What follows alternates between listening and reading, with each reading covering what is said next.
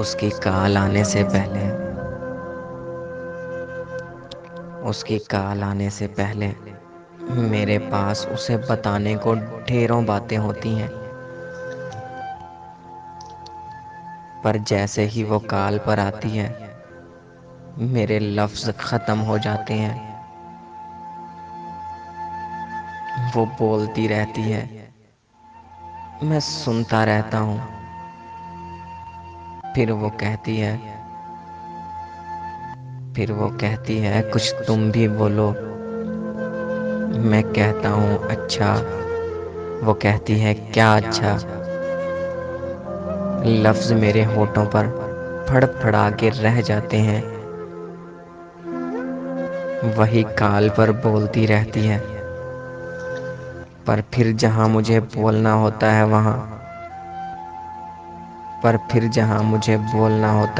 वहाँ वो मुझे पहले मेरी बात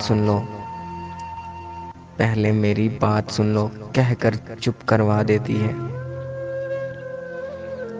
फिर उसकी कॉल जब बंद हो जाती है फिर मैं सोचता हूँ मुझे तो उसे ये कहना था, ये बताना था। एक वो है जिसके सामने मेरी बोलती बंद हो जाती है। पर मुझे पर मुझे अच्छा लगता है। वो बोलती रहती है, वो बोलती रहे मैं सुनता रहूं। उसे खबर ही नहीं है मेरा दिल वॉइस रिकॉर्डर है। उसके मुंह से निकला एक एक लफ्ज़ मेरे दिल में किसी मुकद्दस सहीफे की तरह हरफ ब हरफ उतर रहा होता है।